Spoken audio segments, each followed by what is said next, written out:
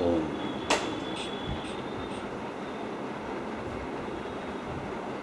નમો લોયેશો ત્રિકાળવર્તી અરહંતાણ નમો લોયેશો ત્રિકાળવર્તી સિદ્ધાણ નમો લોયેશો ત્રિકાળવર્તી આર્યાણ નમો લોયેશો ત્રિકાળવર્તી ઉચ્ચારણ નમો લોયેશો ત્રિકાળવર્તી સવસાન ઓમકાર બિંદુ સંયુક્તમ નિત્યમ ધ્યાયંતિ યોગિના કામદમ મોક્ષદમ ચે ઓમકારાય નમો નમઃ મંગલમ ભગવાન વીરો મંગલમ ગૌતમો મુનિ મંગલમ કુંદકુંદારી ઉજૈન ધર્મોષ્ટમંગલમ સર્વમંગલ માંગલ્યમ સર્વકલ્યાણકારકમ પ્રધાનમ સર્વધર્માણમ જૈનમ જયતું શાસનમ નમઃ સમય સારાય સ્વાનુભૂત્યા ચકાસ્તે ચિત સ્વભાવાય ભાવાય સર્વભાવાંતરચ્છિદે એગો મેં શશદોપા જ્ઞાન દર્શન લખણ શેષા મેં બહિરા બાવા શબ્દે સંયોગ લખણા મારો સુશાશ્વત એક દર્શન જ્ઞાન લક્ષણ જીવ છે, બાકી બધા સંયોગ લક્ષણ ભાવ મુજથી બાહ્ય છે. હું એક શુદ્ધ સદારૂપી જ્ઞાન દર્શનમય કરે કંઈ અન્ય તે મારું જરી પરમાણુ માત્ર નથી હરે. એ જાણતો અનંતને ગુણદ્રવ્યને પર્યાય ભણે તે જીવ જાણે આત્મને તસુમો પામી લય કરે. નથી અપ્રમત કે પ્રમત નથી, જે એક જ્ઞાયક ભાવ છે. એ રીત શુદ્ધ કથા એને જે જ્ઞાત તે તો તે જ છે.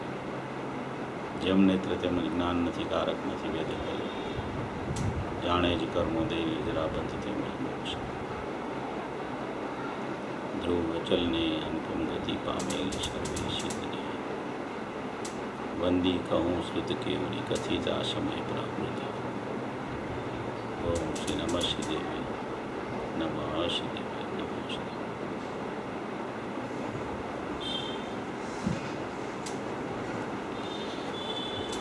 આપણી ચર્ચા અલિંગ ગ્રહણના બોલ ઉપર ચાલે છે.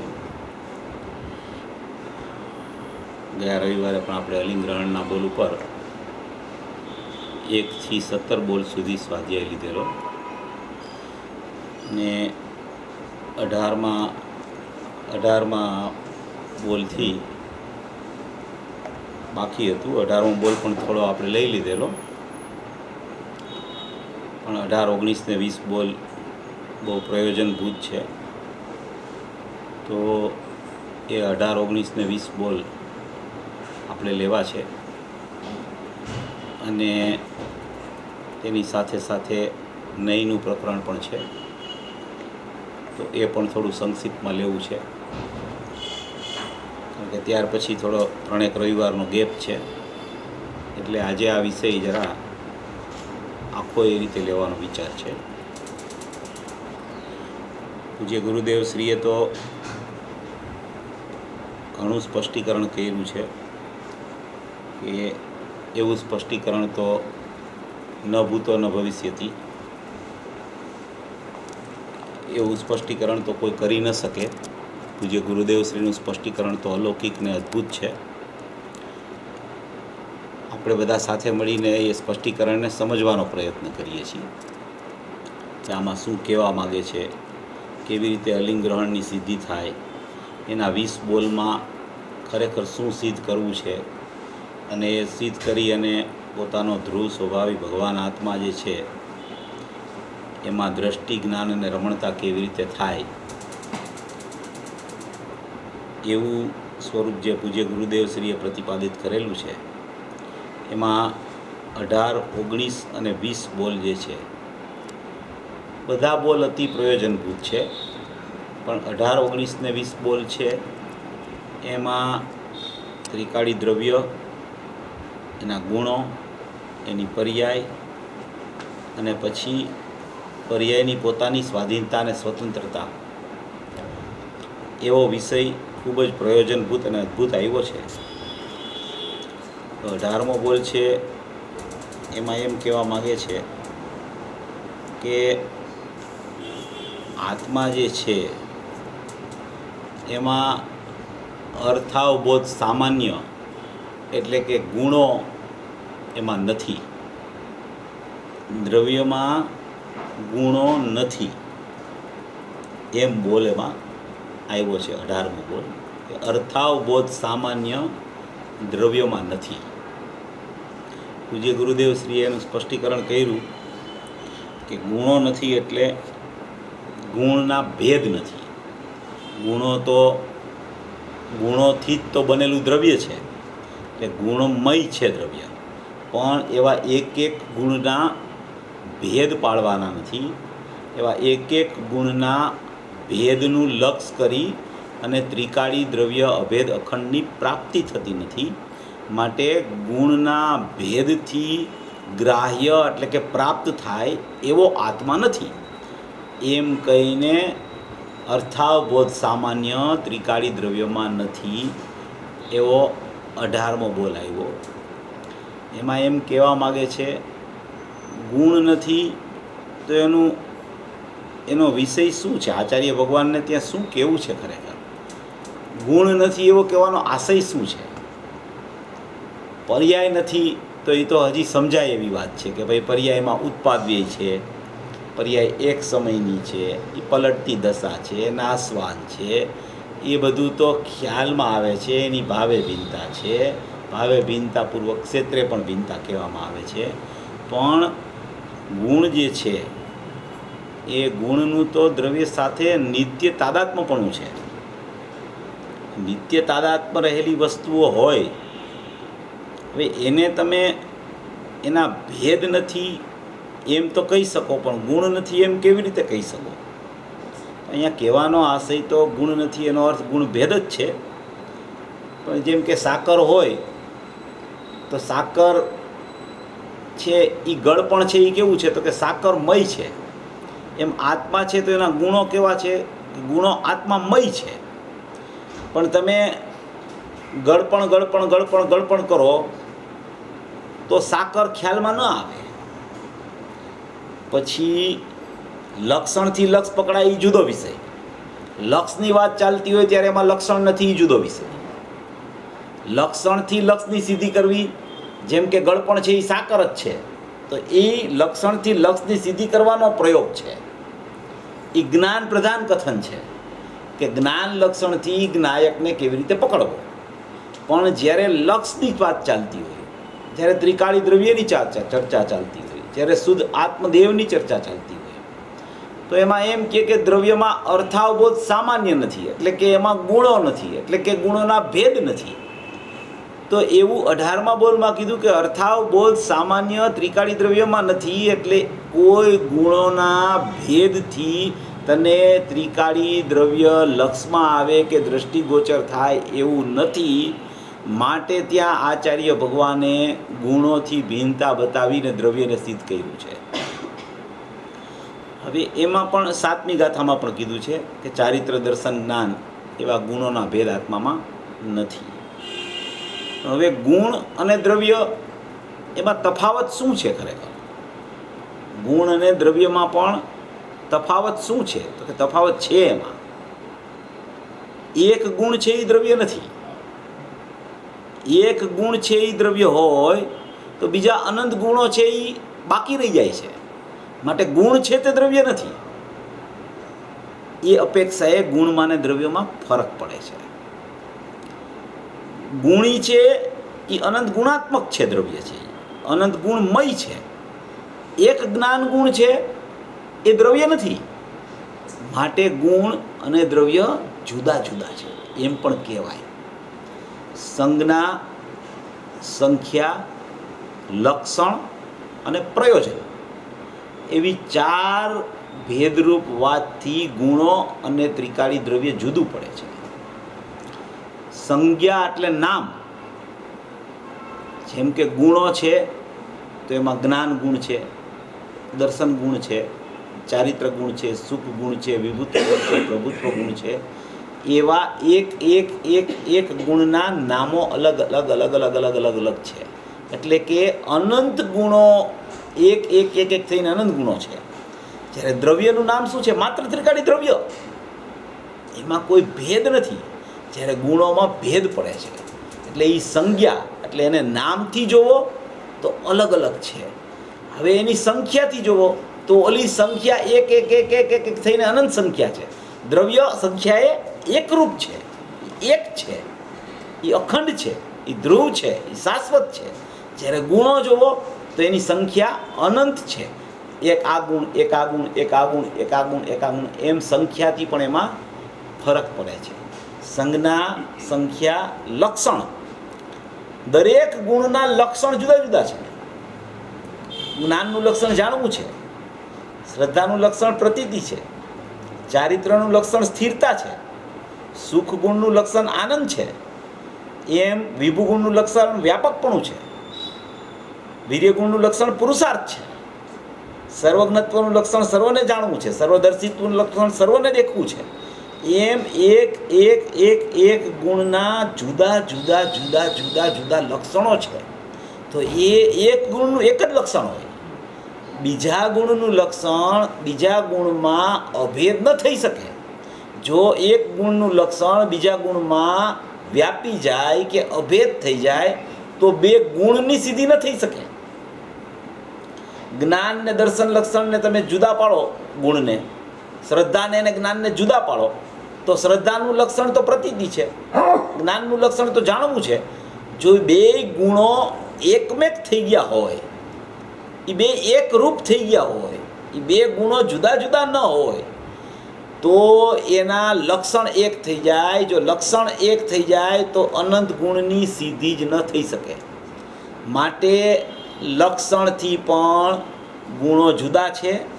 અને દ્રવ્યનું લક્ષણ તો પરમપરિણામિક ભાવ છે. એ તો અખંડ દ્રવ્યનું લક્ષણ છે, પરમપરિણામિક ભાવ. એમાં કોઈ એમ કે જાણવું લક્ષણ જુદું રહે છે, અને શ્રદ્ધવું લક્ષણ જુદું રહે છે, અને ઠરવું લક્ષણ જુદું રહે છે, વ્યાપકપણું લક્ષણ જુદું રહે છે, એવું નથી. એનું દ્રવ્યનું લક્ષણ પરમ પારિણામિક ભાવ એટલે કે નિરપેક્ષ એનું લક્ષણ છે. એને કોઈ પણ જાતની સાપેક્ષતા લાગુ પડતી નથી. દ્રવ્ય પોતે અનાદિ અનંત શુદ્ધ અખંડ એકરૂપ નિરપેક્ષ તત્વ છે. તો એનાથી પણ એનો ફરક પડી જાય છે. અને પ્રયોજન તો શું છે કે ગુણો છે એનું પોતાના લક્ષણને સાધવું એવું પ્રયોજન છે, અને લક્ષણપૂર્વક લક્ષમાં જવું એવું પ્રયોજન છે. તો દ્રવ્યનું પ્રયોજન તો શું છે? પોતે નિરપેક્ષ જ છે, પોતાની નિરપેક્ષતા જ છે, એટલી જ એની પ્રયોજનથી સિદ્ધિ થાય છે. માટે સંખ્યા એટલે નામ, સંખ્યા એટલે એક એક એક એક, દ્રવ્ય એક છે, ગુણો અનંત છે. સંજ્ઞા એટલે દ્રવ્યનું નામ દ્રવ્ય છે, ગુણોના નામ જ્ઞાન, દર્શન, સુખ, ચારિત્ર, વિભુત્વ, પ્રભુત્વ એવા ગુણોના નામ છે. સંખ્યા એની એક એક કરીને અનંત છે. દ્રવ્ય તો અનંત ગુણાત્મક એક છે. સંખ્યા લક્ષણ, દ્રવ્યનું લક્ષણ પરમ પારિણામિક ભાવ છે, ગુણોનું લક્ષણ જાણવું, પ્રતીત કરવી, ઠરવું, વ્યાપક, એ બધા ગુણોના લક્ષણ છે. અને પ્રયોજન, આવા ચાર લક્ષણથી, ચાર ભાવથી દ્રવ્ય અને ગુણમાં પણ જુદાઈ જોઈ શકાય છે. માટે આચાર્ય ભગવાને અલિંગ ગ્રહણ એટલે કે ત્રિકાળી દ્રવ્યમાં અર્થાવબોધ સામાન્ય નથી એમ કહી અને ગુણ ભેદનો નિષેધ કર્યો છે. ગુણોનો નિષેધ નથી કર્યો, કારણ કે ગુણમય દ્રવ્ય છે, પણ ગુણોના ભેદથી જોવા જતાં દ્રવ્ય ખ્યાલમાં નથી આવતું. માટે ગુણભેદનો નિષેધ કરી અને દ્રવ્ય બતાવવા માટે, ગુણી બતાવવા માટે અર્થાવબોધ સામાન્ય ત્રિકાળી દ્રવ્યમાં નથી, અલિંગ્રહણમાં નથી, એવો 18મો બોલ અલિંગ્રહણનો જે સ્પષ્ટીકરણ આચાર્ય ભગવાને કરેલું છે, ગુરુદેવે પણ એનું સ્પષ્ટીકરણ ખૂબ કર્યું છે કે આવી રીતે દ્રવ્યની અને ગુણોની જુદાઈ પણ જોઈ શકાય છે. ગુણ કહેતા જ ગુણભેદ. જ્યાં તમારી નજર ગુણ ઉપર જાય ને, ગુણ ઉપર નજર ગઈ, દ્રવ્ય ઉપરથી નજર છૂટી, ત્રિકાળી દ્રવ્ય ઉપરથી નજર છૂટી, અને જ્યાં ગુણ લક્ષમાં આવ્યો તો એનું નામ જ ગુણનો ભેદ થઈ ગયો. કારણ કે ગુણ તો એક જ લક્ષમાં આવી શકે. અનંત ગુણ એક એક એક એક કરીને જુદાઈ રૂપ અનંત ગુણ એક ઉપયોગમાં લક્ષમાં ન આવી શકે. તમે ગુણને જોવા માટે તમારા જ્ઞાનને ત્યાં લઈ જાઓ તો ત્રિકાળી દ્રવ્યમાં તમારે ભેદ પાડવો પડે, અને ત્રિકાળી દ્રવ્યમાં તમે ભેદ કરો ત્યારે તમને ગુણ દેખાય. અને ગુણ દેખાય તો ગુણ એક જ દેખાય એક સમયે. એક સમયે એક ગુણ દેખાણો એનો અર્થ જ એનું નામ જ ગુણનો ભેદ થઈ ગયો. અને ગુણનો ભેદ થયો એવું લક્ષ થતાં ગુણભેદ ઉપર લક્ષ જતા ગુણભેદ ઉપર દ્રષ્ટિ જતા વિકલ્પની ઉત્પત્તિ થઈ ગઈ. માટે આચાર્ય ભગવાને અહીંયા એકલા અભેદ દ્રવ્યને બતાવવા માટે ત્રિકાળી દ્રવ્યને બતાવવા માટે એની દ્રષ્ટિ કરાવવા માટે એના સ્વજ્ઞેયને જાણવા માટે એનું જ્ઞાન કરાવવા માટે એની લીનતા કરાવવા માટે ત્રિકાળી દ્રવ્ય અને ત્રિકાળી દ્રવ્યમાં જ રહેલા ગુણો, એનાથી જુદા નથી ગુણ. ગુણ ત્રિકાળી દ્રવ્યથી જુદા પડી નથી શકતા. એની દ્રષ્ટિમાં ફેર થઈ જાય છે એટલે એને જુદા ભાસે છે. જુદા છે નહીં, ત્યાં અંદરમાં દ્રવ્ય આખું અભેદ પડેલું છે. એ જુદું નથી પડતું કે આ ગુણ જુદો પડી ગયો, આ ગુણ જુદો પડી ગયો, આ ગુણ જુદો પડી ગયો. ગુણો તો અભેદ તન્મયપણે, એકરૂપમયપણે, દ્રવ્યમયપણે, અનંત ગુણાત્મક રહેલું છે દ્રવ્ય, ગુણમય રહેલું છે દ્રવ્ય.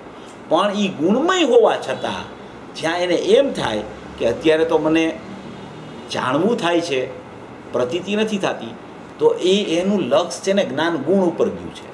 તો એ જ્ઞાન ગુણ ઉપર લક્ષ ગયું તો બીજા અનંત ગુણો ઉપરથી લક્ષ છૂટી ગયું. જો એ જ્ઞાન એક ગુણ ઉપર લક્ષ ગયું તો બીજા અનંત ગુણો છે એના ઉપરથી લક્ષ છૂટ્યું તો એને કહેવાય ગુણ ભેદ. એને કહેવાય કે ગુણ ભેદ ઉપર નજર ગઈ. ધારો કે પ્રતીતિ, તો એનું શ્રદ્ધા ઉપર લક્ષ ગયું, શ્રદ્ધા ગુણ ઉપર. તો શ્રદ્ધા ગુણ ઉપર લક્ષ ગયું તો જ્ઞાન ગુણ ઉપરથી છૂટી ગયું, ચારિત્ર ગુણ ઉપરથી છૂટી ગયું, સુખ ગુણ ઉપરથી છૂટી ગયું, વિભુત્વ ગુણ ઉપરથી છૂટી ગયું. તો એ શ્રદ્ધા ગુણ એક ઉપર એનું લક્ષ ગયું, એનો ઉપયોગ એક ઉપર ગયો તો બીજા અનંત ગુણો છે ત્યાંથી એનો ઉપયોગ ખસી ગયો. તો એ એક ગુણ ઉપર લક્ષ ગયો એનું નામ જ અનંત ગુણમય ત્રિકાળી દ્રવ્યમાં ગુણનો ભેદ કર્યો. એણે એ ગુણ એકને જોવો એનું નામ જ ગુણભેદ. એવા ગુણભેદની ત્રિકાળી દ્રવ્યમાં નાસ્તી છે, એવા અર્થાવબોધ સામાન્ય એ ત્રિકાળી દ્રવ્યમાં છે જ નહીં ભેદરૂપે, એમ કહીને 18મા બોલમાં આચાર્ય ભગવાને ગુણોની પૃથકતા બતાવી અને ત્રિકાળી દ્રવ્યને સુરક્ષિત રાખ્યું છે. ગુણોની પૃથકતા એટલે ભેદરૂપ પૃથકતા બતાવી, ત્રિકાળી દ્રવ્ય ઉપર દ્રષ્ટિ કરાવવા માટે, ગુણભેદની દ્રષ્ટિ છોડાવવા માટે, ત્યાંથી ઉપયોગ ખેસવી અને એકલું અખંડ દ્રવ્ય, એકલો શુદ્ધ પરમાત્મા, એકલો જ્ઞાયક ભાવ, એકલો અવિનાશી પરમાત્મા, એકલું અપરિણામી દ્રવ્ય, એકલું ધ્રુવ ધ્યેયભૂત તત્વ, એના ઉપર દ્રષ્ટિ કરાવવા માટે, એ તરફ જ્ઞાનને લઈ જવા માટે, એ તરફ લીનતા કરાવવા માટે અહીંયા ગુણના ભેદનો નિષેધ કરી અને 18મો બોલ આચાર્ય ભગવાને એવી રીતે પ્રદર્શિત કરેલો છે. ગુરુદેવે પણ આનું ખૂબ સ્પષ્ટીકરણ કરેલું છે. 18મા બોલ પછી 19મો બોલ આવ્યો. આ 18, 19 ને 20 બોલ છે ને એ એકદમ પ્રયોજનભૂત છે. એમાં દ્રવ્ય ગુણ પર્યાયની સ્પષ્ટતા છે. દ્રવ્ય ગુણ પર્યાયનું સ્પષ્ટીકરણ છે એમાં, કે તમે દ્રવ્યને કેવી રીતે સમજો છો ને જોવો છો, ગુણને કેવી રીતે સમજો છો ને જોવો છો, પર્યાયને કેવી રીતે સમજો છો ને જોવો છો. એનું 18, 19, 20મા બોલમાં સ્પષ્ટીકરણ કરવામાં આવ્યું છે. ક્યાંય એને પર્યાયથી ચર્ચા કરી હોય, ક્યાંય ગુણથી ચર્ચા કરી હોય, ક્યાંય દ્રવ્યથી ચર્ચા કરી હોય, એટલે ત્યાં એને કોઈ એ વસ્તુ જ બતાવવી છે એના માટે અલિંગ્રહણના 3 બોલ નથી. આ ઘણીવાર શું થાય કે એમ કે 18મો બોલ આવે તો એમ કે ગુણભેદની નાસ્તી છે, 19મો બોલ આવે તો કે પર્યાય ભેદની નાસ્તી છે, 20મો બોલ આવે તો પર્યાયની ખુમારી બતાવી છે, પર્યાય એમ કે છે હું દ્રવ્ય છું. એટલે આપણે મનમાં એમ થાય કે આ 18મો બોલ છે ને એ ગુણભેદનો છે, 19મો પર્યાય ભેદનો છે, 20મો પર્યાયનો છે. અને એમ કે જો અહીંયા તો ગુણની નાસ્તી કરી દીધી, અહીંયા પર્યાયની નાસ્તી કરી દીધી, અહીંયા તો પર્યાયથી એમ કીધું કે હું દ્રવ્ય છું, એમ કહેવા માટે આ બોલ નથી ખરેખર. આ બોલમાં ત્રણેયમાં દ્રવ્ય, ગુણ અને પર્યાય કેવી રીતે આત્મામાં રહેલા છે એ બતાવવા માટેના બોલ છે. એ રીતે એને સમજવાનું છે. ક્યાંય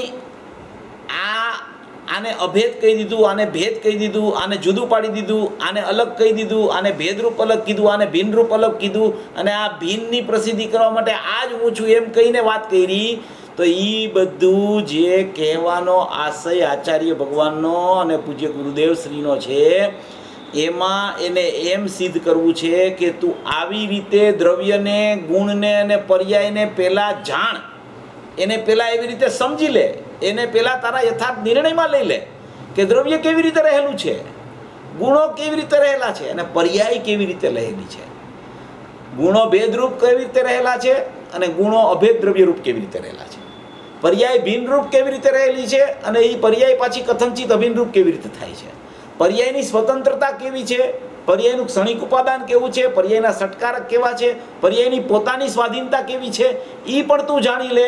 એ સમયે દ્રવ્ય ગુણને આશ્રય થાય છે કે ગુણમાંથી પર્યાય આવે છે કે દ્રવ્યમાંથી પર્યાય આવે છે, એ વિકલ્પ ન કર, પર્યાયની સ્થિતિ સમજ.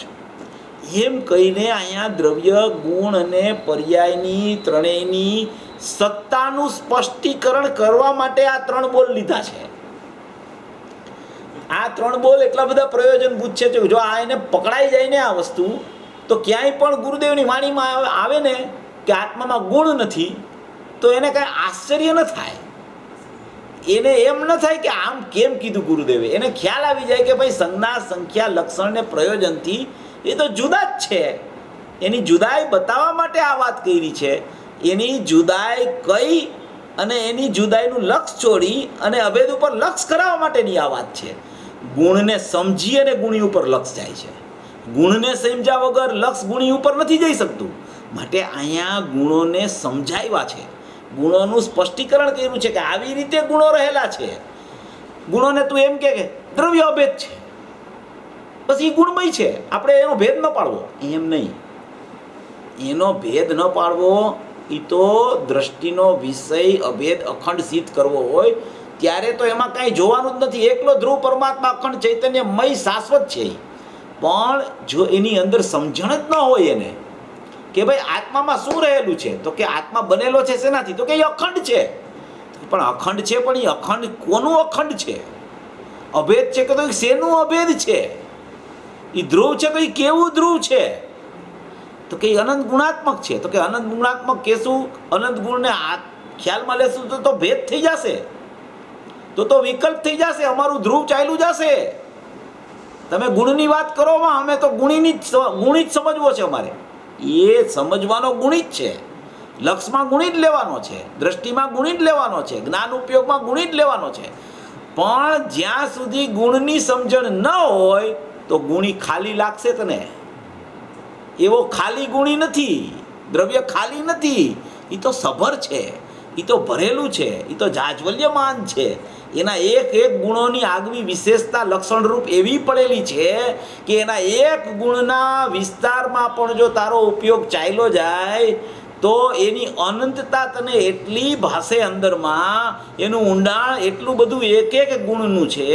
એવા એક એક ગુણને લઈને અનંત ગુણાત્મક આખો ગુણી છે, એનું ઊંડાણ કેવડું હોય એની મહત્વતા બતાવવા, એનો મહિમા બતાવવા માટે, એનું જાજ્વલ્યમાન પણ બતાવવા માટે, એની અંદરની નિજ નિધિને પ્રગટ કરવા માટે કે તારામાં કેટલો વૈભવ ભરેલો છે, તારો આત્મ વૈભવ કેવો જોરદાર છે, કેવી એની નિધિ અંદરમાં સુખરૂપ પડેલી છે, કેવી જ્ઞાનરૂપ પડેલી છે, કેવી આનંદરૂપ પડેલી છે. એ નિજ નિધિને નિહાળવા માટે ગુણોની ચર્ચા આવી છે, એના માટે શક્તિની ચર્ચા આવી છે. એ શક્તિ ને ભેદથી લક્ષમાં નથી લેવાની. શક્તિને સમજે ત્યાં શક્તિવાનનો મહિમા આવી જાય છે. શક્તિને સમજતા આવો શક્તિવાન છે એમ દ્રષ્ટિગોચર જ્ઞાનને શ્રદ્ધા થઈ જાય છે. એના માટે ગુણોની ચર્ચા આવે છે. ગુણોને કાઢી નાખવા માટે, ગુણભેદ છોડાવવા માટે ગુણોની ચર્ચા નથી. ગુણોને સમજતા જ ગુણનું લક્ષ છૂટીને ગુણી ઉપર લક્ષ ચાલુ જાય છે. એવી જ વાત પર્યાયની છે. 19મા બોલમાં પર્યાયની ચર્ચા આવી. હવે પર્યાયને કેવી રીતે જોવી, એ પર્યાય એટલે શું ખરેખર? ખરેખર પર્યાય એટલે શું? ગુણનો ભેદ પડ્યો ને, ગુણનો ભેદ એનું નામ જ પર્યાય છે. ગુણનો જે ભેદ કર્યો એનું નામ જ પર્યાયનું પરિણમન છે. એનું નામ જ પરિણમન થઈ ગયું પર્યાયનું. ગુણ ભેદ જ્યાં પડ્યો ત્યાં જ પર્યાયનું પરિણમન થઈ ગયું. ગુણ ભેદ ન પડે, અભેદ જો એના ખ્યાલમાં આવે તો પર્યાયનો ઉત્પાદ વ્યય હોવા છતાં ઉત્પાદ વ્યય દેખાય જ નહીં. એટલે જ્યાં ભેદ પડે ને ત્યાં પર્યાયનું પરિણમન ખ્યાલમાં આવે એને. તો એનું નામ પર્યાય છે, ગુણભેદનું નામ પર્યાય છે. અને બીજો એમ છે કે પર્યાયનું એક ગુણભેદ કર્યો એટલે તો પર્યાયની ઉત્પત્તિ થઈ, ઉત્પાદ વ્યય થયા, પણ એક પર્યાયનું સ્વતંત્ર ઉત્પાદરૂપ અસ્તિત્વ પણ છે. ગુણ તો ગુણમય છે, ગુણીમય છે ગુણ તો. પર્યાયનો સ્વતંત્ર ઉત્પાદ વ્યય ઉત્પાદ વ્યય ઉત્પાદ વ્યય ઉત્પાદ વ્યય એ તો ચાલ્યા જ કરે, ચાલ્યા જ કરે, ચાલ્યા જ કરે, ચાલ્યા જ કરે છે. તો એવું પણ એક પર્યાયનું પરિણમનરૂપ સત્વ રહેલું છે. હવે એ પર્યાયના પરિણમનરૂપ સત્વને સમજવાનું છે. એને દ્રવ્યમાં નથી, એ દ્રવ્યારે અભેદ થાય છે, એ દ્રવ્યમાંથી દૂર છે, એનો સર્વથા અભાવ છે. એ બધી વાત કરતાં પહેલાં પર્યાયને સમજવાની છે. પર્યાયને સમજી લે ને તો પર્યાયનો નિષેધ નથી કરવો પડતો, તો એ ઓટોમેટિકલ નિષેધાઈ જાય છે. પર્યાયને જ્યાં સુધી સમજતો નથી ને ત્યાં સુધી એને એમ થાય છે કે મારે દ્રવ્યને લક્ષમાં લેવું છે, મારે ધ્રુવને લક્ષમાં લેવું છે, મારે ત્રિકાળની દ્રષ્ટિ કરવી છે, મારે ત્રિકાળને ઉપયોગમાં લેવો છે. એટલે એ પર્યાયનો નિષેધ કર્યા કરે છે. એ વિકલ્પ છે, એ નય પક્ષ છે. નિષેધ કે વિધિ એ બધા પડખા જ્ઞાનના હોવા છતાં સમજણ કરતાં એને પર્યાયને અને ગુણને સમજી લેતા ગુણભેદનો નિષેધ છૂટી જાય છે અને પર્યાયની ભિન્નતાનો નિષેધ પણ છૂટી અને દ્રવ્ય લક્ષમાં આવી જાય છે. અને દ્રવ્ય લક્ષમાં આવે છે તો સહજપણે જ બધું નિષેધ આવી જાય છે. નિષેધ કરવો નથી પડતો. નિષેધ કરે છે ને તો ઉપયોગ ત્યાં જાય છે. પર્યાયનો નિષેધ કરે ને, પર્યાય મારામાં નથી, પર્યાય મારામાં નથી, પર્યાય મારામાં નથી, પર્યાય ધ્રુવથી જુદી છે, સર્વથાભિન્ન છે, તો એનો ઉપયોગ પર્યાય તરફ જાય છે. એ ઉપયોગ પર્યાય તરફ કરી અને એમ કહે છે પર્યાય મારામાં નથી, પર્યાય મારામાં નથી, પર્યાય મારામાં નથી. એનું લક્ષ પર્યાય ઉપર પડ્યું છે ને બોલે છે એમ કે પર્યાય મારામાં નથી. એવું એને નિષેધાત્મક લક્ષ ન કરવું પડે. જો એને યથાર્થપણે પર્યાયની અને ગુણની સમજણ થઈ જાય તો એ સહજપણે જ એને ખ્યાલમાં આવી જાય કે આ તો ઉત્પાદ વ્યયની ચર્ચા છે. હું તો ધ્રુવ સ્વરૂપ છું, હું તો જ્ઞાયક ભાવ છું, હું તો અખંડ જ્ઞાનની મૂર્તિ છું. એને નિષેધ ન કરવો પડે. નિષેધના બાના નીચે પણ ઉપયોગ પર્યાય તરફ જે જાય છે એને જ્ઞાયક તરફ વાળવા માટે યથાર્થ દ્રવ્ય ગુણ પર્યાયની સમજણની જરૂર છે. એને એ દ્રવ્ય ગુણ પર્યાયની સમજણ અહીંયા 18, 19, 20માં આચાર્ય ભગવાને કરેલી છે. હવે 19મો બોલ છે એમાં એમ કહે છે, 18મા બોલમાં એમ કાઢી નાખ્યું કે ગુણ નથી એટલે ગુણભેદ નથી. 19મા બોલમાં એમ કહે છે કે અર્થાવબોધ વિશેષ, અર્થાવબોધ વિશેષ એટલે કે એક સમયનો ઉત્પાદ વ્યય રૂપ પર્યાયનું પરિણમન. અર્થાવબોધ સામાન્ય એટલે ત્રિકાળ ગુણોને ભેદથી જોવા, એનું નામ અર્થાવબોધ સામાન્ય. અને ઓલું અર્થાવબોધ વિશેષ એટલે કે પર્યાયો, એ પર્યાયો ઉત્પાદ વ્યયવાળી. વિશેષ એટલે પર્યાય, સામાન્ય એટલે ગુણ. વિશેષ પર્યાયો ત્રિકાળી દ્રવ્યમાં ઉત્પાદ થઈને વ્યય થતી, ઉત્પાદ થઈને વ્યય થતી, ઉત્પાદ વ્યય, ઉત્પાદ વ્યય, ઉત્પાદ વ્યય. એવી જે પર્યાયોનું પરિણમન ચાલે છે એ ઉત્પાદ વ્યયવાળો ભાવ ધ્રુવ સ્વભાવમાં અનાદિ અનંત નથી. ઉત્પાદ વ્યયવાળો ભાવ ધ્રુવ સ્વભાવમાં અનાદિ અનંત છે જ નહીં. પર્યાય કોને કહેવાય કે જે અંદરથી બહાર આવીને પ્રગટ થાય એને પર્યાય કહેવામાં આવે. અને એ પ્રગટ થઈ એક સમયનું જીવન કરી અને વ્યય થઈને પાછી અંદર જાય. એ વ્યય એ પણ પર્યાય છે, ઉત્પાદ એ પણ પર્યાય છે, અને ધ્રુવ છે એ દ્રવ્ય છે. એ તો આપણે આજે ચાલ્યું અવ્યક્તના બોલમાં, ત્રીજો બોલ ચાલ્યો ને, એમાં તો બહુ ઘણું સ્પષ્ટીકરણ છે. આપણે તો ઘણીવાર એની ચર્ચા કરી છે, એ ચર્ચા આપણે નથી કરવી, એ પછી અવસરે કરશું. તો અત્યારે અહીંયા એમ કહેવા માગે છે કે અલિંગ ગ્રહણના 19મા બોલમાં કે અર્થાવબોધ વિશેષ ત્રિકાળી દ્રવ્યમાં નથી. એટલે કે પર્યાય રૂપ ઉત્પાદ વ્યયવાળો ભાવ ત્રિકાળી દ્રવ્યમાં છે જ નહીં. જેમ ગુણોમાં અર્થાવબોધ સામાન્ય નથી એમ ત્રિકાળી દ્રવ્યમાં કીધું. એ તો નિત્ય તાદાત્મ હોવા છતાં ગુણો એનો ભેદ ન જોવો એમ ચર્ચા છે. જ્યારે અહીંયા પર્યાયો જે છે એ નિત્ય તાદાત્મ નથી દ્રવ્ય સાથે, એ નિત્ય તાદાત્મ નથી. એને કેવી હોય તો પણ અનિત્ય તાદાત્મક કહી શકાય, બાકી નિત્ય તાદાત્મક ગુણો છે. અને અનિત્ય તાદાત્મક પણ શુદ્ધ પર્યાયોને કહેવામાં આવે છે. અશુદ્ધ પર્યાયો તો સર્વથા ભિન્ન છે, સર્વથા રહિત છે.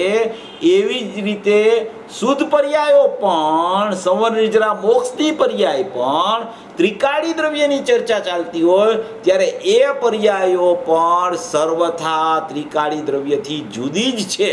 હવે એ જુદી જ છે, પણ એ જુદી જ છે. ત્રિકાળી દ્રવ્યની ચર્ચા ચાલે ત્યારે શુદ્ધ કે અશુદ્ધ પર્યાયના ભેદ જ ન પાડવા.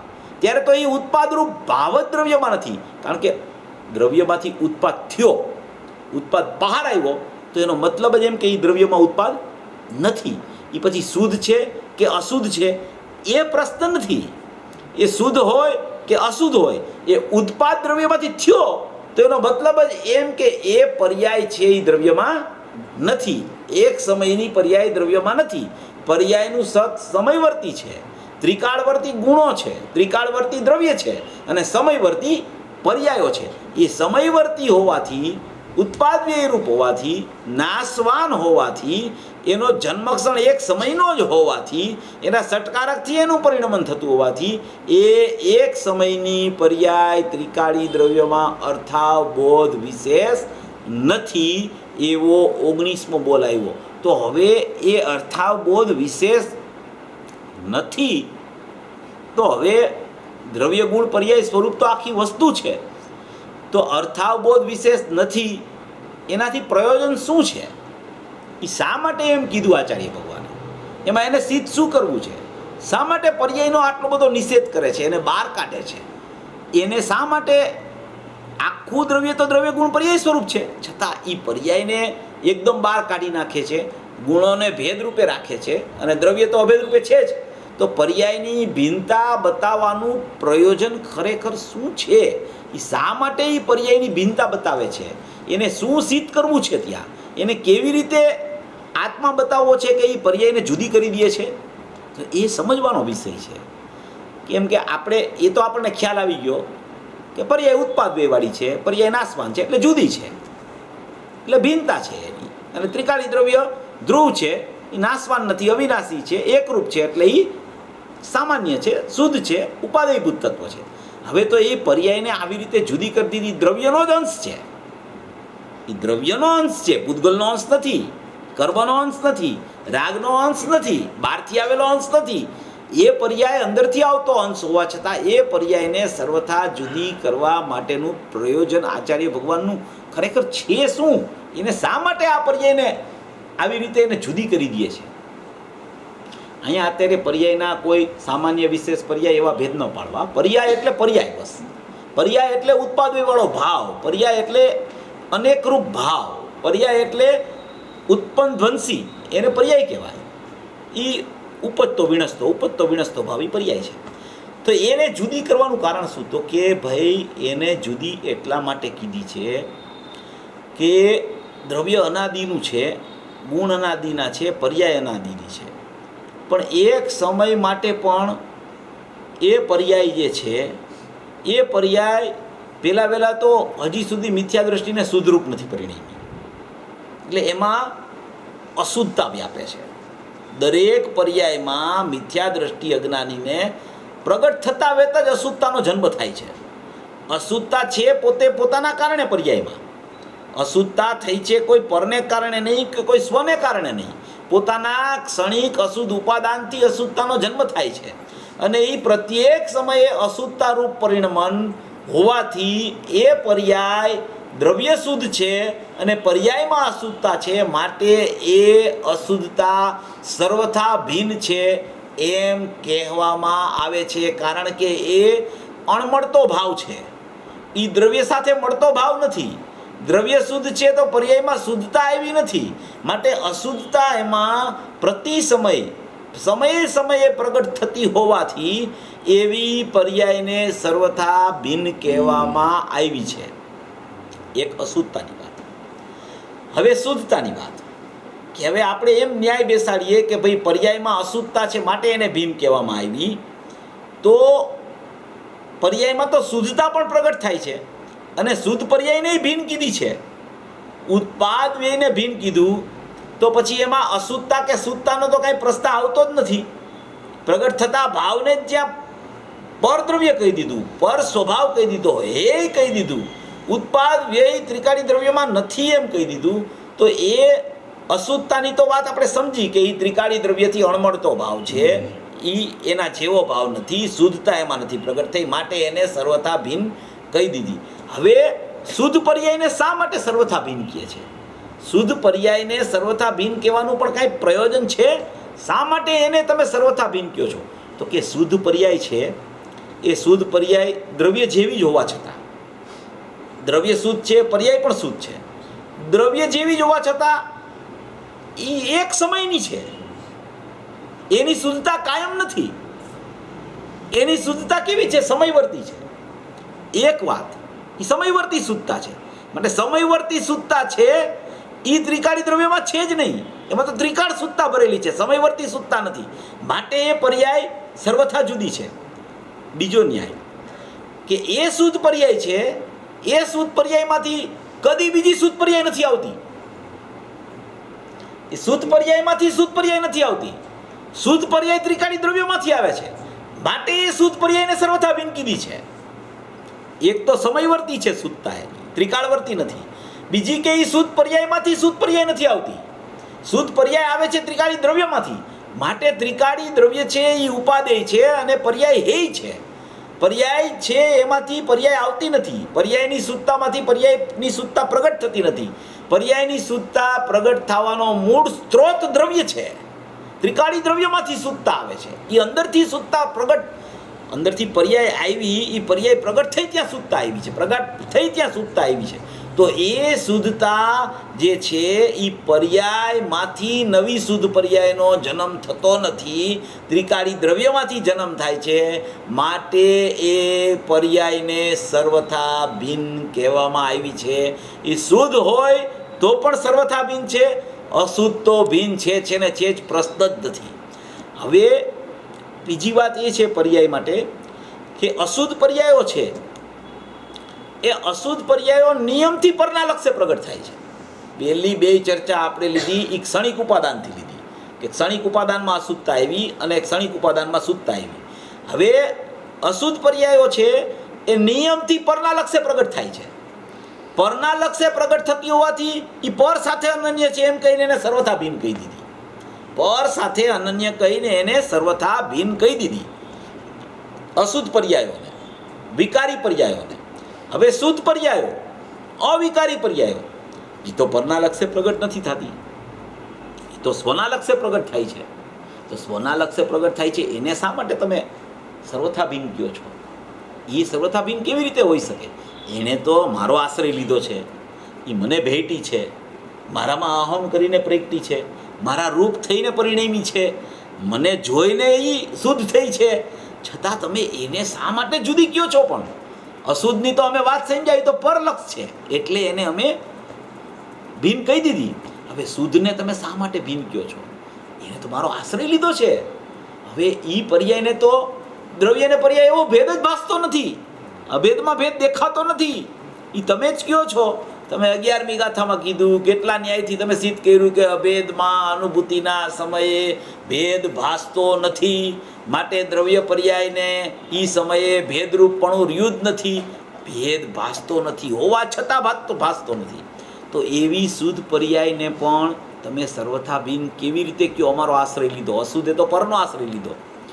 તો હવે એમાં એવો ન્યાય છે કે એ શુદ્ધ પર્યાય છે ને એ અનાદિથી પ્રગટ નથી થઈ, બરાબર છે? હવે એ આજે ગુરુદેવમાં આવી હતી આ વાત, અનાદિથી પ્રગટ નથી થઈ. અનાદિનું દ્રવ્ય છે, અનાદિના શુદ્ધ ગુણો છે, અનાદિનું ત્રિકાળી દ્રવ્ય છે, છતાં શુદ્ધ પર્યાય પ્રગટ નથી થઈ. અશુદ્ધતા જ આવ્યા કરે છે, અશુદ્ધતા જ આવ્યા કરે છે, અશુદ્ધતા જ પ્રગટ થયા કરે છે.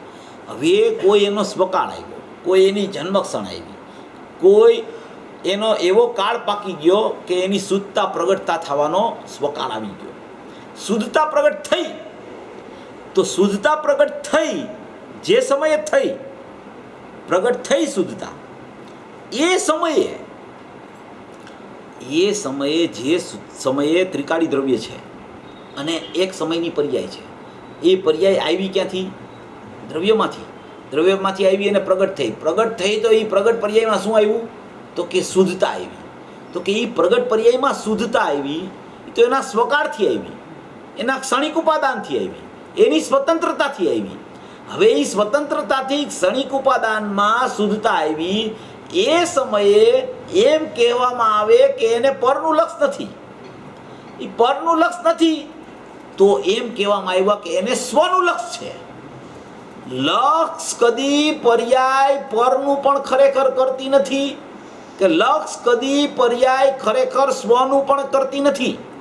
પર્યાય પ્રગટ થતા વેદ પર્યાયમાં જ પોતાનો ભાવ શુદ્ધ કે અશુદ્ધ પોતાના ક્ષણિક ઉપાદાનથી પ્રગટ થાય છે.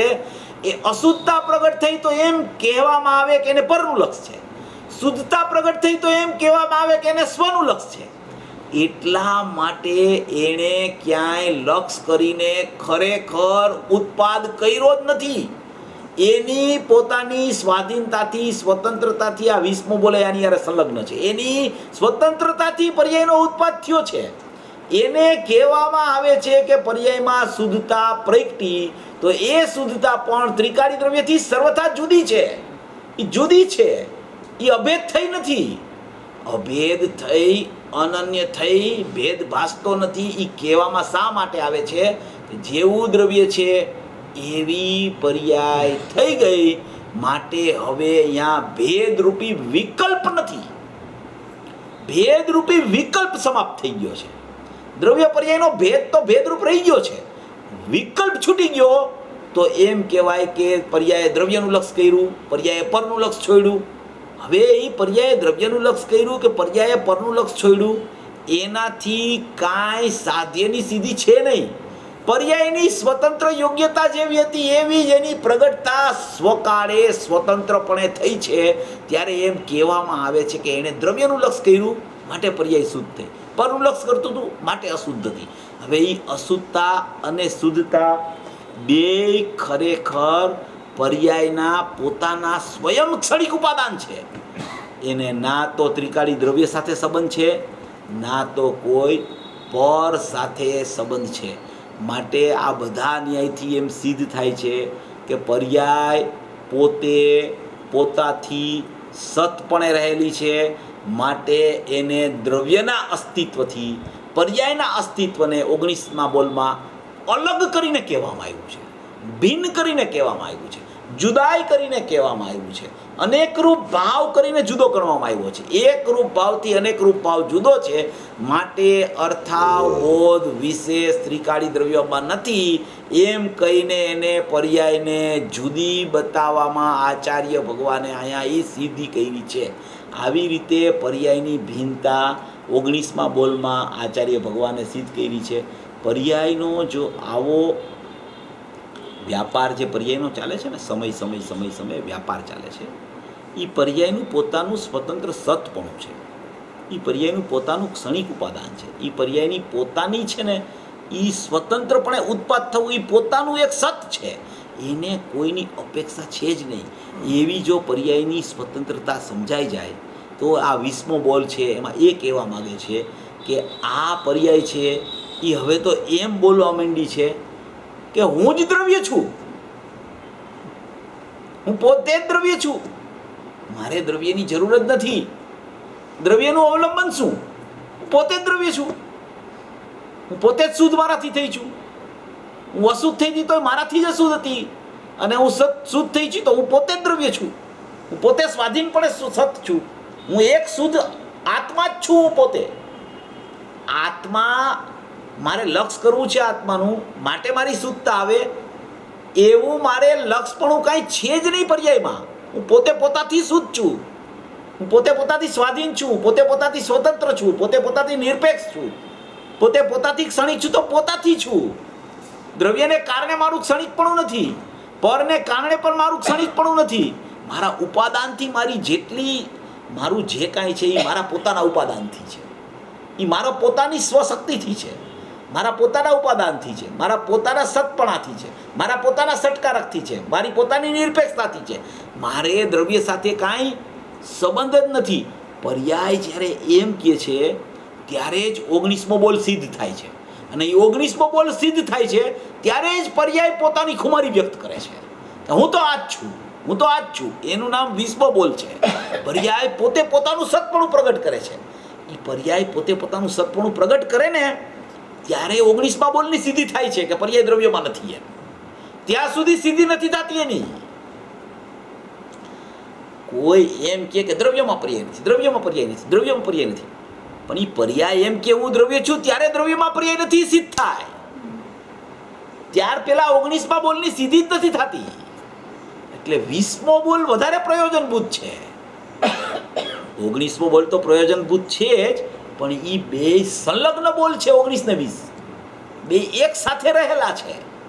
એ બેને એકરૂપ જોવાથી ખ્યાલ આવે છે દ્રવ્ય પર્યાય સ્વરૂપ વસ્તુનો, કે એ જ સમયે જે સમયે દ્રવ્યમાં પર્યાય નથી એ જ સમયે પર્યાય એમ કે છે હું દ્રવ્ય છું. સમય એક છે, સમય ભેદ નથી.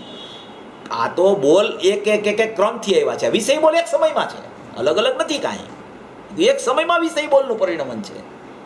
તમે કોઈ પણ બોલ જુઓ, 5 નાસ્તિના જુઓ, છઠ્ઠો હસ્તીનો જુઓ, 5 પછી એના 5 7 થી 11 ઉપયોગના જુઓ, પછી બીજા બધા ઇન્દ્રિય મનના જુઓ, પછી 17મો બોલ બાહ્ય લિંગ ને અંતરંગ લિંગનો જુઓ, 18 19 20 ગુણના ભેદના, પર્યાયના ભેદના, અને પર્યાય એમ કે છે હું દ્રવ્ય છું. એ કોઈ પણ બોલ તમે વિષય 20માંથી જુઓ તો એ એક સમયમાં વિષય બોલ છે. એ જુદા જુદા જુદા નથી. એમાંય 19 ને 20 બોલ એકરૂપ છે, એકરૂપ. જ્યાં સુધી દ્રવ્યમાં પર્યાય નથી ખ્યાલ ન આવે અને પર્યાય એમ કે હું દ્રવ્ય છું એ ખ્યાલમાં ન આવે ત્યાં સુધી બેમાંથી એકેય બોલની સિદ્ધિ ન થઈ શકે. બે સાથે રહેલા બોલ છે. જે બોલમાં એમ કે દ્રવ્ય કે પર્યાય મારામાં નથી, એ જ સમયે પર્યાય એમ કે હું દ્રવ્ય છું. એ જ સમયે, આગળ પાછળ નહીં. પર્યાયને એમ કે દ્રવ્ય એમ કે પર્યાય નથી મારામાં, બોલે તો પર્યાય. દ્રવ્ય મારામાં, દ્રવ્ય એમ કે પર્યાય નથી મારામાં, એ જ સમયે પર્યાય એમ કે હું દ્રવ્ય છું. એક રૂપ ચાલે છે. આ એક સાથે ચાલે છે. શ્રદ્ધા અને જ્ઞાનનું પરિણામ એક સાથે હોય છે. એનો બેયનો સુમેળ હોય છે. બે સાથે જ ચાલતા હોય છે. ક્યાંય જો જુદાઈ પડે તો વિકલ્પની ઉત્પત્તિ થાય છે. અને વિકલ્પ એ જ સંસાર છે. ભેદ રૂપ વિકલ્પનું નામ સંસાર, અભેદ રૂપ નિર્વિકલ્પનું નામ મોક્ષ.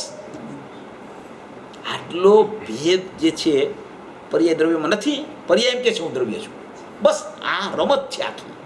આટલું જ જૈન દર્શન છે ખરેખર. આમ તો ગુરુદેવની બધી વાત સાંભળી, બધો વિસ્તાર સમજી પછી અહીંયા પહોંચવાનું છે જીવે દ્રવ્ય પર્યાયના સ્વરૂપમાં, કે દ્રવ્યમાં પર્યાય છે કે નહીં. પર્યાય એમ કે છે કે હું દ્રવ્ય છું, બસ એટલું જ સ્વરૂપ છે. દ્રવ્યમાં પર્યાય નથી, પર્યાય એમ કે છે કે હું દ્રવ્ય છું. બસ ત્યાં જ ખરેખર એવી યથાર્થ સમજણ જે આવે છે, ત્યાં જ એને દ્રવ્ય ગુણ પર્યાયના વિકલ્પો સમાપ્ત થઈ જાય છે. એને એમ કહેવાય કે દ્રવ્ય ગુણ પર્યાયની યથાર્થ સમજણ થઈ. એને સમજણ કરતાં વિકલ્પોની ઉત્પત્તિ નથી થતી. કાં નાસ્તિના વિકલ્પોની ઉત્પત્તિ થયા કરે, કાં અસ્થિના વિકલ્પોની ઉત્પત્તિ થયા કરે.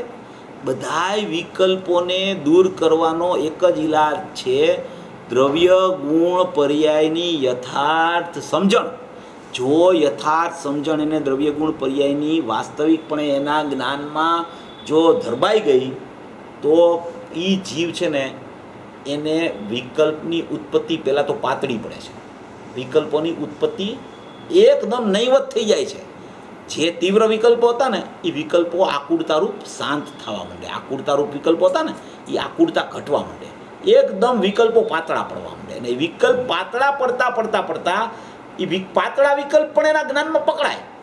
એને ખબર પડે કે ઓહો આ તો અત્યારે આ વિકલ્પ ચાલ્યો, આ વિકલ્પ ચાલ્યો, આ વિકલ્પ ચાલ્યો. જો અત્યારે પર્યાયની નાસ્તિનો વિકલ્પ ચાલે છે, અત્યારે દ્રવ્યની અસ્થિનો વિકલ્પ ચાલે છે. પણ ચાલે છે વિકલ્પ. પર્યાયની નાસ્તિ હજી પકડાણી નથી ને દ્રવ્યની અસ્થિ પકડાણી નથી. પર્યાયની નાસ્તિ પકડાઈ જાય તો દ્રવ્યની અસ્થિ પકડાઈ જાય, ને દ્રવ્યની અસ્થિ પકડાઈ જાય તો પર્યાયની નાસ્તિ ખ્યાલમાં આવી જાય. પણ હજી શું ચાલે છે? વિકલ્પ ચાલે છે. એ વિકલ્પ મંદ પડ્યા છે, પણ હજી વિકલ્પની પરિપાટી ચાલ્યા કરે છે. એ જ્ઞાન છે ને પકડી લે છે કે જો આ વિકલ્પ ચાલ્યો, જો આ વિકલ્પ ચાલ્યો, જો આ વિકલ્પ ચાલ્યો. પછી એને એ ખબર પડે કે આ વિકલ્પ હવે છૂટ્યો ને નવો વિકલ્પ ચાલુ થયો. નાસ્તિનો વિકલ્પ છૂટ્યો મારામાં પર્યાય નથી, મારામાં પર્યાય નથી. પછી કે હું દ્રવ્ય છું, હું દ્રવ્ય છું. તો એ નાસ્તિનો વિકલ્પ છૂટ્યો અને એને એ ખબર પડે કે હવે અસ્થિનો વિકલ્પ ચાલ્યો છે. અસ્થિ ખ્યાલમાં નથી આવી. જ્યાં અસ્થિ ખ્યાલમાં આવે ત્યાં જ વિકલ્પ છે ને એની ઉત્પત્તિ બંધ થઈ જાય છે. વિકલ્પને છોડી નથી શકતો કોઈ. વિકલ્પ ઉત્પન્ન થયો એને કોણ છોડી શકે? એ સમયે, જે સમયે વિકલ્પ ઉત્પન્ન થયો, પર્યાય તો સમયની છે, વિકલ્પ સમયનો છે, જ્ઞાન સમયનું છે. એક વિકલ્પાત્મક પરિણમન ચારિત્રનું છે, એક વિકલ્પાત્મક પરિણમન જ્ઞાનનું છે. એક ચારિત્રાત્મક વિકલ્પ, એક જ્ઞાનાત્મક વિકલ્પ. તો એ બે વિકલ્પ તો એક સમયે ચાલે છે.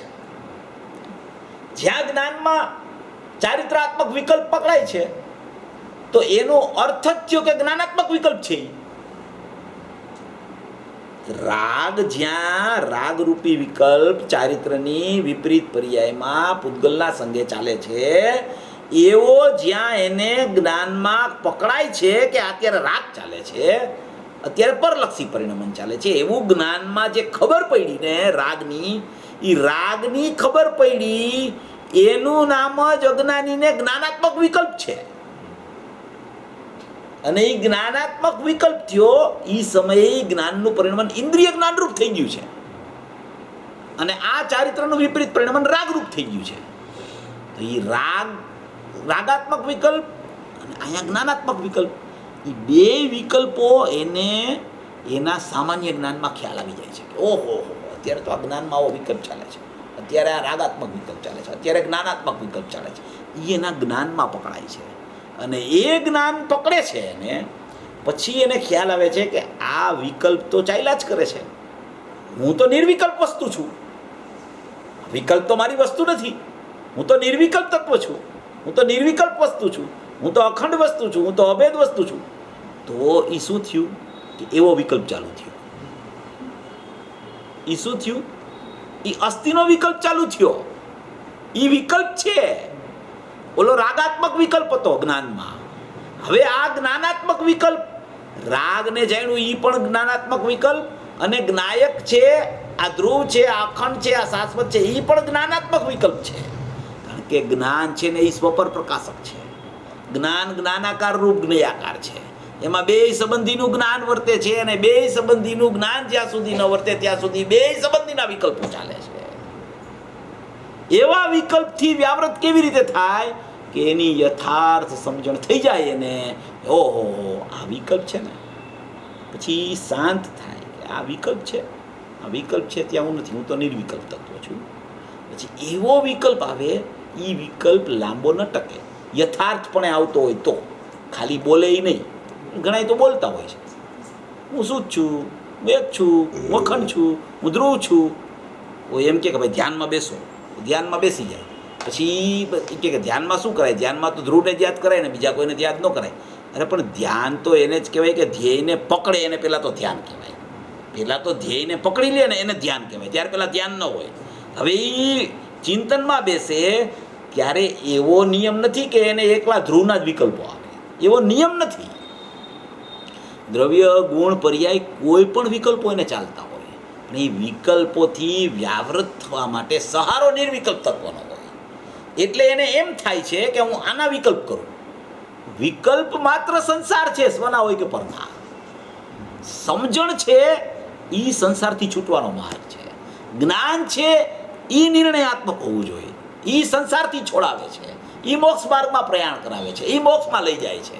યથાર્થ સમજણ, યથાર્થ નિર્ણયની ભૂમિકા, યથાર્થ જ્ઞાનમાં નક્કી કરવું કે દ્રવ્ય શું, ગુણ શું, પર્યાય શું, નિર્વિકલ્પ શું, સવિકલ્પ શું, ઉપાદાન શું, નિમિત્ત શું, સ્વતત્વ શું, પરતત્વ શું, વિભાવ શું, સ્વભાવ શું, 19મો બોલ શું, 20મો બોલ શું, 18મો બોલ શું. આ બધું સાંભળી તો લે છે જીવ, પણ એને નિર્ણયમાં આવી જવું જોઈએ કે ભાઈ આ આમ છે. અહીંયા અત્યારે 19મા બોલમાં પર્યાયની નાસ્તિક એની, અને એ જ 20મા બોલમાં પર્યાય એમ કે છે હું દ્રવ્ય છું. એમ એને સુમેળ કરતા આવડી જાય જો શ્રદ્ધા અને જ્ઞાનનો, અને એ સમજણ એની પહેલાં થઈ જાય તો શ્રદ્ધા અને જ્ઞાનના સુમેળપૂર્વક એને સમ્યકતા જ્ઞાનમાં આવ્યા વગર રહે જ નહીં. આવી 18, 19, 20 બોલની અપૂર્વ વાત છે, અપૂર્વ ચર્ચા છે આ 18, 19, 20 બોલની. એવો મૂળ વિષય છે આ ખરેખર. દ્રવ્ય ગુણ પર્યાયનો, કે જેને આ ખરેખર ખ્યાલમાં આવી જાય ને, પર્યાયને કંઈ બહાર મોકલવાની નથી. કારણ કે એનું વર્તુળ જ, એની બાઉન્ડ્રી એટલી છે દ્રવ્યની કે એ પર્યાય સુધી જ પહોંચી શકે છે. પર્યાયની બાઉન્ડ્રી એટલી છે કે એ દ્રવ્ય સુધી જ જઈ શકે છે, એની બહાર તો જઈ નથી શકતી પર્યાય. બધી રમત તો ત્યાં ને ત્યાં છે, બધું ત્યાં ને ત્યાં છે. ઉત્પાદવી ધ્રુવયુક્તમ સતમાં, અને ઉત્પાદવી ધ્રુવયુક્તમ સત અનાદિ અનંત છે, પ્રમાણ અનાદિ અનંત છે. એમાંથી ધ્રુવ કાઢવાનો છે, એમાંથી પ્રમાણમાંથી નિશ્ચય નહીં કાઢીને એને ધ્રુવ સ્વરૂપમાં અભેદ કરવાનું છે.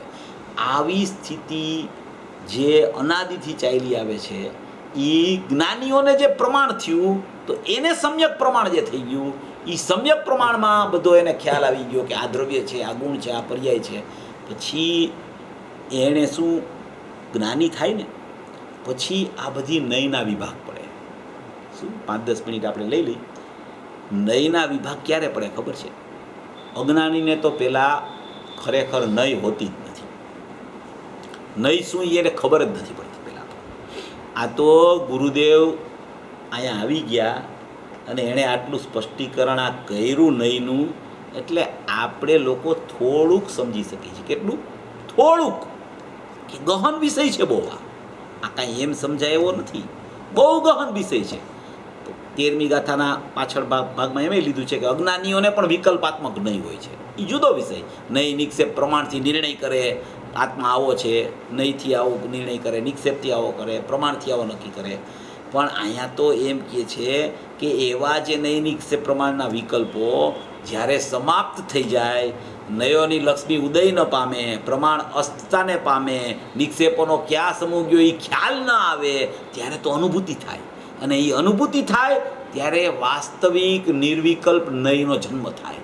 અને એ વાસ્તવિક નિર્વિકલ્પ નયનો જન્મ થાય, એ નયમાં એક જ્ઞાનમાં અનંત નય છે, એવી એક નયનું જ્ઞાન જ્ઞાનીને વર્તે. હવે એ નયનું પ્રકરણ કેવું? એક ત્રિકાળી દ્રવ્ય અખંડ ધ્રુવ અનંત ગુણાત્મક એક, એના અનંત ગુણો, જ્ઞાન દર્શન ચારિત્ર સુખ વીર્ય પ્રભુત્વ વિભુત્વ, એવા અનંત ગુણો. એ અનંત ગુણોમાં એક જ ગુણ એવો કે જે અનંત ગુણોને પણ જાણી શકે, જગતને પણ જાણી શકે, લોકાલોકને પણ જાણી શકે, એવો જ્ઞાન ગુણ એક, માત્ર એક જ્ઞાન ગુણ. અનંત ગુણ છે એની ખબર એ જ્ઞાનમાં પડે, દ્રવ્ય છે એની ખબર જ્ઞાનમાં પડે, પર્યાય આવી છે એની ખબર જ્ઞાનમાં પડે, એવો એક જ્ઞાન ગુણ. એવા એક જ્ઞાન ગુણની જ્ઞાનની પર્યાય, જ્ઞાન ગુણની જ્ઞાનની પર્યાય, એ જ્ઞાનની પર્યાયના 5 વિશેષ ભેદ, જ્ઞાનની એક પર્યાયના 5 વિશેષ ભેદ: મતિ જ્ઞાન, શ્રુત જ્ઞાન, અવધિ જ્ઞાન, મન પર્યાય જ્ઞાન અને કેવળ જ્ઞાન. એક દ્રવ્ય, અનંત ગુણ, એમાં જ્ઞાન ગુણ, એમાં જ્ઞાનની એક પર્યાય, એ જ્ઞાનની પર્યાયના 5 ભેદ: મતિ, શ્રુત, અવધિ, મન પર્યાય, કેવળ. એમાં એક શ્રુત જ્ઞાન, મતિપૂર્વક શ્રુત થાય. મતિ જ્ઞાનના 4 ભેદ: અવગ્રહ, ઇહા, અવાય અને ધારણા. ત્યાર પછી આવે શ્રુત જ્ઞાન, એની સાથે જ મતિપૂર્વક શ્રુત. એ શ્રુત જ્ઞાનમાં નયો પડે, અવધિ જ્ઞાનમાં નહીં ન હોય, મન પર્યાય જ્ઞાનમાં નહીં ન હોય, કેવળ જ્ઞાનમાં નહીં ન હોય, અને મતિ જ્ઞાનમાં પણ નહીં ન હોય. એકલા શ્રુત જ્ઞાનમાં નહીં હોય. એ એક શ્રુત જ્ઞાન, અખંડ શ્રુત જ્ઞાન, એ અખંડ શ્રુત જ્ઞાનના અનંત ખંડ, એ અનંત ખંડનું નામ નય. અને એ અનંત નયોનો સમૂહ એક માત્ર ભાવશ્રુત જ્ઞાન, અને એ ભાવશ્રુત જ્ઞાન પ્રમાણ, અને એ ભાવશ્રુત જ્ઞાન પ્રમાણ આખા દ્રવ્ય ગુણ પર્યાય રૂપ પ્રમેયને વિષય કરે, ત્યારે એને એમ કહેવામાં આવે કે આ ભાવશ્રુત જ્ઞાન પ્રમાણ થયું. એમાં દ્રવ્ય ગુણ પર્યાયમાં દ્રવ્ય ગુણ વિકારી અવિકારી પર્યાય બધાનું જ્ઞાન કરનાર ભાવશ્રુત જ્ઞાન અખંડ છે. અનંત નયોનો સમૂહનું નામ ભાવશ્રુત જ્ઞાન કહેવામાં આવે. એક નહીં, ખંડરૂપ હોય, એ આખી ખંડરૂપ નયો ભેગી થઈને આખું એક શ્રુત જ્ઞાન થાય, એને કહેવામાં આવે શ્રુત જ્ઞાન પ્રમાણ. એને શ્રુત જ્ઞાન પ્રમાણ શા માટે કીધું કે અનંત નયો એક રૂપ શ્રુત જ્ઞાનમાં વર્તી ગઈ, માટે એ શ્રુત જ્ઞાનનું નામ અનંત નયો ભેગી થઈ એટલે પ્રમાણ પડી ગયું. એવા ભાવ શ્રુત જ્ઞાન પ્રમાણમાં આખું ત્રિકાળી દ્રવ્ય, એના અનંત ગુણો, એની અનંત પર્યાયો, એ અનંત પર્યાયોમાં વિકારી પર્યાય, અવિકારી પર્યાય, એ આખા દ્રવ્યનું સમૂહપણે એક સાથે જે જ્ઞાનમાં આખો પ્રમેય દ્રવ્યને બનાવીને જે જ્ઞાન વર્તે એને એમ કહેવાય કે આ ભાવશ્રુત જ્ઞાન પ્રમાણ. અને આ આખો પ્રમાતા એટલે કે પ્રમેય દ્રવ્ય ગુણ અને પર્યાયનું આખું દ્રવ્ય, એ આખું દ્રવ્ય, દ્રવ્ય ત્રિકાળી ધ્રુવ નહીં, એ દ્રવ્ય ત્રિકાળી ધ્રુવનો વિષય જે કરે ને એ ભાવશ્રુત જ્ઞાનનો એક અંશ છે નહીં. અંશ કેવો? દ્રવ્યાર્થિક નહીં. એ દ્રવ્યાર્થિક નહીં શું કરે? એ દ્રવ્યને લક્ષ કરે. પર્યાર્થિક નહીં શું કરે? પર્યાયને લક્ષ કરે. એ એક નહીંનો અંશ છે, એ એકને લક્ષ કરે. અને એ એક નહીં, એક નહીં થઈ અને અનંત નયોનો સમુદાય આખું ભાવશ્રુત જ્ઞાન છે. એ ભાવશ્રુત જ્ઞાન આખું બને, એ દ્રવ્ય ગુણ પર્યાય આખા દ્રવ્યને લક્ષ કરે. એને એમ કહેવાય કે આ ભાવશ્રુત જ્ઞાનમાં આખું દ્રવ્ય પ્રમેય થઈ ગયું. એને એમ કહેવાય કે જ્ઞાનીને ભાવશ્રુત જ્ઞાનમાં આખા દ્રવ્યનું જ્ઞાન, વિકારી અવિકારી પર્યાયોનું, અનંત ગુણોનું અને અનંત ગુણાત્મક આખા દ્રવ્યનું જ્ઞાન વર્તે, એનું નામ ભાવશ્રુત જ્ઞાન પ્રમાણ કહેવામાં આવે. આવી આખી નયની સ્થિતિ, આ નય આવો છે, આ નય આવો છે, આ નય આવો છે, આ નય આવો છે, એક જ્ઞાનમાં અનંત નહીં પડે. હવે એ દ્રવ્ય, એના અનંત ગુણમાં જ્ઞાન ગુણમાં જ્ઞાનની પર્યાય, જ્ઞાનની પર્યાયમાં પાંચ ભેદમાં શ્રુત જ્ઞાનમાં અનંત નહીં. એ અનંત નહીંમાં એક નહીં, એ જે વિષયને જાણે એને એમ કહેવાય કે આ નહીંથી આને જાણ્યો, આ નહીંથી આને જાણ્યો, આ નહીંથી આને જાણ્યો, આ નહીંથી આને જાણ્યો. એ અંશને વિષય કરે. અને શ્રુત જ્ઞાન પ્રમાણ પણ અંશી, અને આ દ્રવ્ય ગુણ પર્યાય પણ અંશીને વિષય કરે. અંશને વિષય કરે. ધ્રુવ છે એ અંશ છે. એ ધ્રુવને અંશને વિષય કોણ કરે? તો કે દ્રવ્યાર્થિક નહીંનો અંશ. એ દ્રવ્યાર્થિક નહીંનો અંશ ધ્રુવ અંશને વિષય કરે. અત્યારે અહીંયા ધ્રુવ અંશ છે, એ અંશી ન લેવો. એ છે અંશી, પણ એ ધ્રુવને અંશ કહેવાય. કારણ કે અંશ શું કામ? દ્રવ્ય ગુણ અને પર્યાય એ ત્રણેય થઈને અંશી કહેવાય. જ્યારે નહીંની ચર્ચા ચાલતી હોય ત્યારે એ દ્રવ્ય કેવું છે કે દ્રવ્ય ગુણ અને પર્યાય, વિકારી ને અવિકારી બધાનો સમુદાય, એને એક દ્રવ્ય કહેવામાં આવે. એ આખું એક અભેદ ને એ દ્રવ્ય ગુણ પર્યાય સ્વરૂપનું આખું દ્રવ્ય છે. એવા દ્રવ્યને ભાવશ્રુત જ્ઞાન પ્રમાણ લક્ષમાં લઈએ. અને એક નહીં દ્રવ્યાર્થિક નહીં છે, એ ત્રિકાળી દ્રવ્યને લક્ષમાં લઈએ. પર્યાર્થિક નહીં છે, એ ઉત્પાદ વાળી પર્યાયને લક્ષમાં લઈએ. આવું આખું નયનું સ્વરૂપ છે.